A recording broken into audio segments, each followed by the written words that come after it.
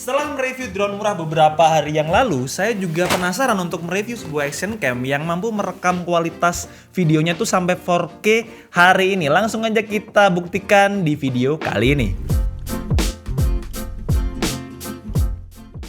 Dan perkenalkan, ini adalah 4K Sport Action Camera yang punya harga 200 ribuan aja. Kalau misalnya mereknya apa saya juga kurang tahu karena di bagian packagingnya nggak ada keterangan tentang produk ini jenisnya apa, mereknya juga apa. Yang jelas terdapat keterangan 4K WiFi Action Camera. Kalau kalian tanya atau kira ini gimmick, memang mungkin terkesan gimmick sebelum kita tahu kualitasnya. Jadi nanti kita bakal review aja untuk tahu kualitas video 4K-nya. Untuk spesifikasi lengkap dari action cam ini, kalian bisa lihat di bagian depan sini, dia bisa merekam gambar sampai 4K video di 30 fps, kemudian di Full HD-nya sampai 60 fps dan 30 fps, dan juga bisa ngerekam di kualitas 2K sampai 30 fps juga. Dan untuk di HD atau 720p sampai 120 fps. Jadi udah aman banget untuk slow motion secara teknis atau di atas kertas. Tapi kenyataannya kayak gimana nanti kita akan cobain juga. Dan kalau kita lihat bagian packagingnya, emang aku kurang yakin kalau action cam ini mampu merekam di kualitas 4K. Cuman gak ada salahnya kita coba. Tapi sebelumnya kita buka dulu untuk paket pembeliannya. Kira-kira apa saja yang bakal kita dapatkan saat kita membeli action cam dengan harga 200 ribuan aja. Atau lebih tepatnya 205 ribu. Belum termasuk ongkir. Dan ini dia action camnya. Jadi kalau dibanding dengan merek sebelah yang udah terkenal di dunia per action caman seperti GoPro kayak gitu, kalian bakal dapat kemasan yang memang proper dan kesannya tuh simple tapi memang build quality-nya bagus. Jadi kotak dengan mica dan acrylic box kayak gitu.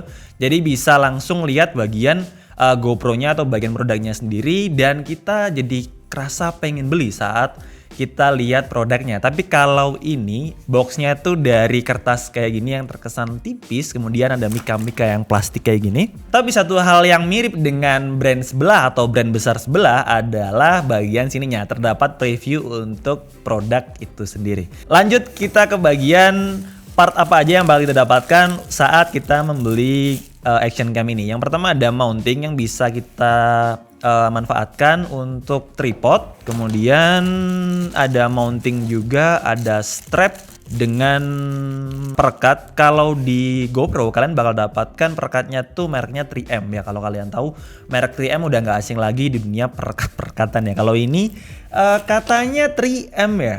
Kalau di waktu saya belanja, waktu saya beli gitu. Cuman kalau ini enggak, ini bukan 3M karena di 3M tuh pasti di bagian stiker yang bagian luarnya atau bagian covernya tuh bisa dikletek itu ada tulisan 3M yang full printing kayak gitu. Sedangkan ini enggak, cuman warna putih gini aja. Kemudian ada mounting lagi yang bisa kalian manfaatkan untuk nempelin action cam ini ke bagian helm ataupun bagian dada mungkin kalau kalian pengen POV yang lebih baik. Lalu ada kabel untuk ngecas, jadi untuk form factornya sendiri adalah micro SD seperti ini. Kemudian ada user manual. Nah, setelah lihat user manualnya, saya lebih yakin kalau action cam ini mirip dengan GoPro 4 kalau kalian ingat atau kalian masih juga gunakan. Cuman selebihnya bakalan mirip kayak Xiaomi Cam. Kurang lebih desainnya bakalan seperti itu. Jadi kotak. Cuman yang menarik action cam ini katanya dilengkapi dengan 2 inch screen di bagian belakang atau 2 inch LCD back screen kayak gitu. Jadi bisa untuk ngeliat atau preview video yang lagi direkam atau ngontrol saat kita mau ambil video atau foto. Cuman ini touchscreen atau enggak kita bakal cobain habis gini ya. Dan dalam paket pembelian dari action cam ini kita dibekali dengan waterproof case kayak gini. Ya kalau untuk build quality dari waterproof case-nya emang kerasa solid dan kuat banget. Cuman untuk kualitas action cam-nya coba kita buka dengan membuka lock dari bagian depan sini. Jadi didorong ke depan, kemudian dicukit kayak gini. Nah, jadi kalau kalian buka dari bagian belakang sulit banget. Waterproof case-nya udah dilengkapi dengan sealant yang bisa kalian gunakan untuk menahan air supaya nggak masuk ke bagian dalam dari action cam ini sendiri. Dan untuk kapasitas baterainya katanya 900 mAh dan bisa merekam 90 menit nonstop di kualitas Full HD atau 1080p. Kemudian untuk beratnya tanpa baterai adalah 44 gram, sedangkan untuk menggunakan baterai sampai 58 gram. Dan meskipun dengan 58 gram kalau dipegang tanpa waterproof case emang kerasa ringan banget kayak gini. Terus bagian atas dari action cam ini punya motif kayak kotak-kotak gitu, jadi bergerenjel saat dipegang kayak gini, mungkin supaya nggak licin atau nggak keprucut gitu kalau orang Jawa bilang, ya kan.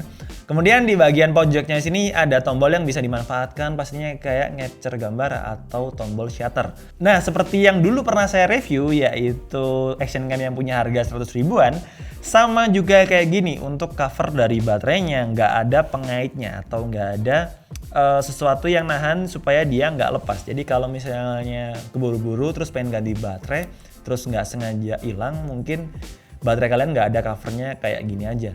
Nah langsung aja kita pasang untuk micro SD-nya di bagian samping kiri. Dan kalau kalian lihat di bagian samping kiri juga terdapat port pengecasan yaitu micro USB dan juga port micro HDMI. Jadi selain bisa ngecas juga ada port HDMI untuk mirroring ya, langsung ke layar eksternal atau mungkin ke device kalian. Kok kelihatan burem ya? Atau mungkin bagian lensanya ada kletekannya jadi kerasa burem karena belum dikletek atau belum lepas bagian plastiknya. Coba kita lepas dulu. Nah, kok sama aja ya? Jadi untuk action cam dengan harga 200 ribuan yang punya gimmick katanya bisa merekam di 4K video di 30 fps bisa jadi gimmick. Karena setelah ngeliat hasil videonya memang kurang lebih kayak gini. Coba aku rekam ya. Oke, jadi ini sudah direkam dengan menggunakan action cam yang punya kualitas 4K di 30 fps. Jadi ada tomo di situ, tomo di mana-mana dengan kameranya, dan beginilah kira-kira penampakan studio DKID, ada lighting kayak gitu. Dan dengan kondisi cahaya yang benar-benar cukup atau berlebih kayak gini, kualitas videonya kurang lebih seperti ini. Dan juga untuk audionya juga kalian bisa dengarkan sendiri untuk kualitas audionya karena ini direkam langsung dari action cam-nya. Dan kalau deteksi muka kurang lebih seperti ini karena nggak ada fitur kayak eye tracking atau face tracking atau semacamnya. Jadi kurang lebih fokusnya bakal nggak tahu kemana ini atau kemana-mana ya. Oke. Dan untuk 4K videonya kurang lebih seperti ini. Nah, kenapa saya kebanyakan ngomong oke? Karena saya tersugesti di bagian atas ini juga terdapat kata oke. Yang harusnya biasanya tuh hanya kayak tombol gitu aja tanpa instruksi apa-apa. Sedangkan di atas sini ada instruksinya oke. Jadi kalau kebanyakan ngomong oke karena saya tersugesti tombol ini ya. Coba kita ganti modenya ke mode foto. Ini adalah mode foto dengan resolusi 12 megapiksel. Oke, setelah bunyinya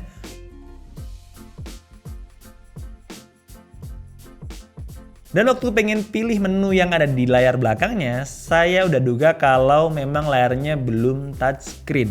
Jadi untuk tombol 2 ini berfungsi untuk tombol navigasi atau membantu kita memilih menu yang kita inginkan. Jadi ada white balance, screen saver, auto power off, language setting, dan untuk settingan defaultnya adalah bahasa Inggris. Coba kita ganti untuk resolusinya. Oh, jadi tombol OK ini juga bisa berfungsi untuk memilih. Coba kita pencet. Nah kan bener. Coba kita rekam di kualitas 2K dengan 30 fps. Nah sekarang kita rekam di 2K untuk 30 fps. Jadi kurang lebih untuk kualitas videonya bakalan kayak gini. Meskipun dengan kondisi studio yang benar-benar banyak lighting seperti ini, menghasilkan kualitas gambar yang menurutku juga kurang sih kalau pengen dimasukin di dapur produksi atau di proses editing gitu. Coba kita pilih untuk kualitas Full HD-nya ya. Jadi selain tombol mode di bagian depan ini juga berfungsi untuk tombol preview. Jadi kalau dipencet sekali bakalan preview terlebih dahulu, kemudian masuk ke bagian menunya. Coba kita pilih untuk resolusi Full HD-nya di 30 fps. Buat ngerekam kurang lebih seperti ini untuk kualitas Full HD di 30 fps. Kemudian untuk stabilizernya ya gimana lagi ya. Kalian bakal harapkan apa untuk action cam dengan harga ratusan ribu aja punya stabilizer yang sangat bagus. Jadi harus diimbangi dengan tangan kalian yang jadi stabilizer alami ya. Kayak gini. Jadi bisa buat vlogging mungkin. Cuman kalian harus peka juga untuk tangan kalian supaya nggak tremor atau getar dan ngasilin gambar yang nggak shaky. Jadi kesimpulannya, action cam dengan harga 200 ribuan ini emang kerasa kurang cocok saat kita harapkan untuk kualitas videonya tuh profesional. Tapi kalau sekedar kayak misalnya jadi dashcam atau action cam yang nempel di helm atau nempel di motor emang kerasa cocok aja. Karena kita nggak perlu khawatir atau ragu saat kamera ini jatuh dan bikin kita ngelus dada atau sampai ngelus dompet ya. Dan segitu aja untuk video kali ini. Jangan lupa like videonya jika suka, dislike aja kalau kurang suka, dan tulis pendapat kalian di kolom komentar. Support terus DKD dengan cara subscribe. Saya Mara, sampai ketemu di video selanjutnya. Bye-bye. Jaket baru nih.